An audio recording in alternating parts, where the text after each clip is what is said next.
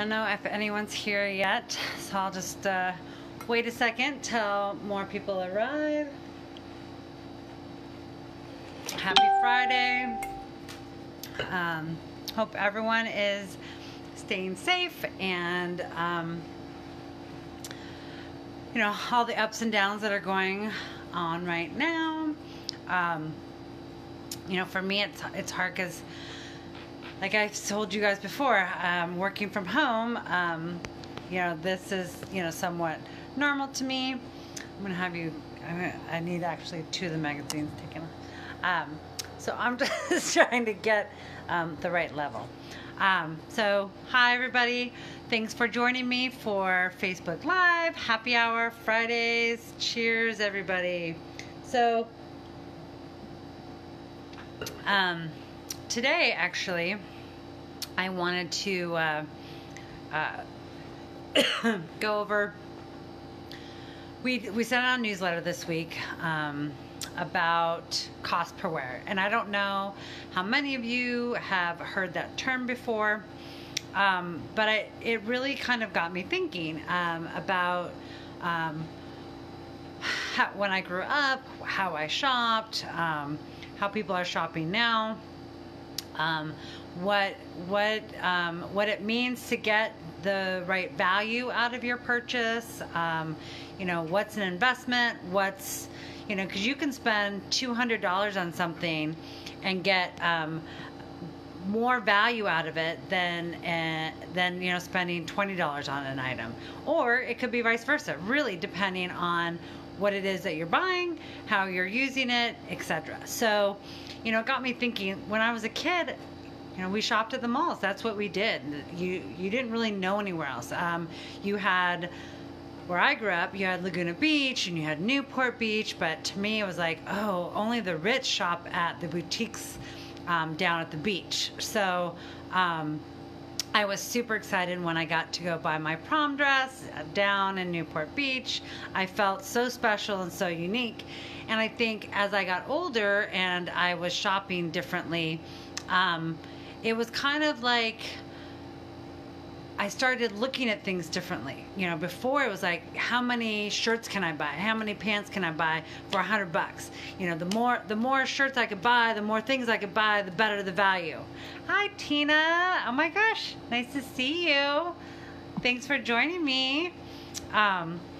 So yeah, so I, you know, when I started making handbags and I started realizing, you know, the way we produce handbags, we pay fair wages, we have really, you know, gorgeous leather that we work with, we handcraft everything. So, you know, I think a lot of people either are surprised at the price point, or they're not sure if they're going to get the you know, the value or their investment out of it. I actually had a woman at one of my shows. She really loved the Lauren bag, and she was like, you know, I can't, the $350 price tag, I just can't do. She ended up coming back to my booth, I think the next year, and first thing she says is I should have bought the bag. She started realizing how many little bags that she bought that she ended up throwing away, or they just didn't stand the test of time. And when she added all those pricing up, she could have easily bought my bag that she knew would have lasted her 10 years versus a year. So it really, you know, I don't think I ever thought about my purchases that way. And so our newsletter this week, we talked about how, like, say, like the Lauren bag, for instance. The Lauren bag is our most expensive bag, but you will probably wear it the most. So, you know, you have this bag that can be worn 6 different ways. So one of the things with the stores that I used to sell to, they would talk to their customers and they'd say, well, divide 350 by 6, and you're basically paying for, let's see, what is that? So say it was 300, it would be $50 a bag that you're getting out of this. So it'd be like $60 a bag. So that's how they kind of, you know, calculated the use. But for me, it's like when we calculate, I think we did 500 times, which is less than 2 years, which you can definitely get more than 2 years use out of this. That was only like 70 cents per wear. And so think about it, if you did 348 divided by 2 years, which is 6, 7. It's for how much? 54 cents? It would be like if you wore this bag for 2 years every day, it'd be 54 cents a day, and then and so on and so on. So at 3 years, it's like 40 cents a day. And I started thinking about all the people, and they're spending how much dollars a day on coffee or on lunch or on a lot of things. It's like when I look at my shoes, it's how much value am I how often am I wearing my shoes. So that's what I really kind of wanted to go over today is when I look at some of the things I've purchased, sometimes the sale is the better deal, and sometimes it's the full price that's the better deal, depending, again, on the value. Like I found that I will buy a lot of shirts at Anthropologie, and sometimes I go straight for their sale section. I'm like, what can I get? But 9 times out of 10, the stuff that I bought for full price, I wear 10 times more than the sale stuff. There's some sale stuff that I think is still sitting in my closet with the tags on, and it's like so infuriating to me that I waste money because I think it's such a good deal because this is what it should have been and this is the price I'm paying, and I think that's what drives me crazy. So I wanted to just kind of food for thought, really, if anything. I think customers all the time are curious about what goes into making a bag and why is it what is the what makes the price point and whatnot. And because we pay fair wages, our wages are a lot higher than when you think about, say, a $300 Marc Jacobs bag. They're probably paying, I don't even know what they pay wages over in China, but definitely not the wages I'm paying. And I think, I also had a friend who I grew up with that did handbags for a little while, and she would fly to Italy every year to look at leather. She would fly to China to go meet with the factory on the floor. And, she did that to get a better price on the leather, or maybe hand pick the leather. And, same with her Chinese factory. And I kept thinking, like, how much money is it costing you to fly over there? How much is the the airfare, the hotel, the meal, everything that goes involved in that? You can put that into paying fair wages here and have a product that's American made. And I think when I'm looking at the cost per wear and the value of things, that is what, like, I think goes in my mind. It's like, man, I would love to travel the world for work and have it be a part of the cost of doing business and the bags, but I don't want to pass that cost along to my customer. I would rather pay fair wages here and do it that way. At the end of the day, you get what you pay for, and the value is going to be dependent on you and how often you use something. We looked at on our newsletter this week too, like sometimes a color bag you may not wear as often as a neutral color. So I think we looked at the Gen and we said, so maybe this is a smaller bag and you might wear it. I think estimated 400 times because we were like, oh, it's a fun seasonal color, and it came out to 57 cents per wear, and that's only 400 times, which, I mean, I can't imagine you being able to use my bag for any less than 900 to 1,000 times. I mean,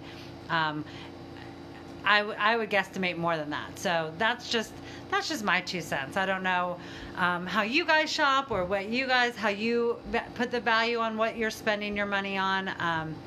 Like, I would find a t-shirt that I loved and I would buy it in every color. It was kind of like, well, that's just silly.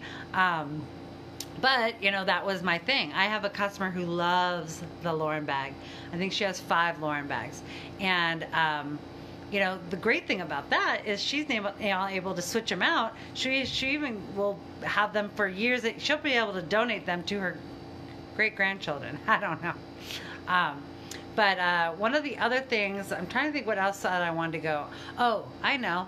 I think cost per wear, too, not only is how many times you wear it, but like how you take care of things. Like, I know, like, I spent more on a shirt than I ever thought I would.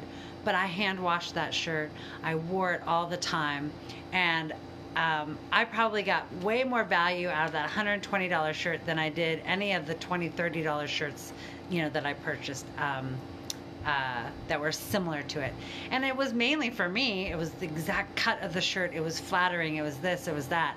And, I think with some of the bags that we do is, the whole point is for it to be flattering on your body, not only fit your stuff, but be flattering on the body and have that, what is it? I'm trying to think of what I'm trying, but what I'm trying to say. Hi, Carrie. Thanks for joining. Happy Friday. But yeah, so let's see. I did take some notes to try and figure out what else that I wanted to talk about today. I know what it is. So, I just wrote a whole thing on a closet clean out. And even when I was organizing the office today, and I have like a pile of stuff that I'm trying to do on Poshmark. And I swear, it's probably been in that pile since my intern started in June. And yes, you do need to get your wine, Carrie. Get it out. Granted, I know it's only 3 o'clock there, but it's 5 o'clock somewhere. Pull it on out. It has sat in the corner for at least a month and a week now. And I have said, I don't know why I think I'm going to like all of a sudden someday just, it's like the pants that you buy that you're going to lose 5 to 10 pounds and then they're going to be great on you. I'm overdoing that. I need to clean out that stuff and get it out. And I think that's also probably a big reason why I started doing handbags. When I was in college, my first love was shoes, and I would love to design shoes. That's kind of something down the line that I wish I could do, because they always fit. Like, no matter if I gain weight, lose weight, they always fit. And the same with handbags. And I think handbags, shoes, jewelry, they can make the simplest outfit the best outfit, or the standout outfit that you need. And I feel like those are the items that last longer too. Just a note. I think you can wear those for years, even though I think I have some shoes in my closet from college that I don't think I'll ever wear again, but I think I might wear them again, but I don't think I will. I need to get rid of those. But, when I started breaking down and just remember, the cost per wear, the smaller the number, the better the value, the more that you're going to get out of it. One of the other things, let's see, I know what it is. The psychology behind feeling good in what you're wearing and what you're purchasing, all those kind of things. They play such a huge part in your state of mind, how you feel about yourself. To me, it's not necessarily about walking around with name brands, because sometimes those aren't the most valuable, the best cost per wear, what you're going to get.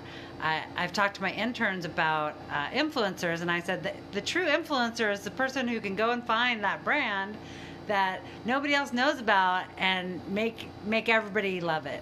That to me is a true influencer, not just picking up a brand that everybody knows about and using it and taking photos with it and saying, look how fabulous I am.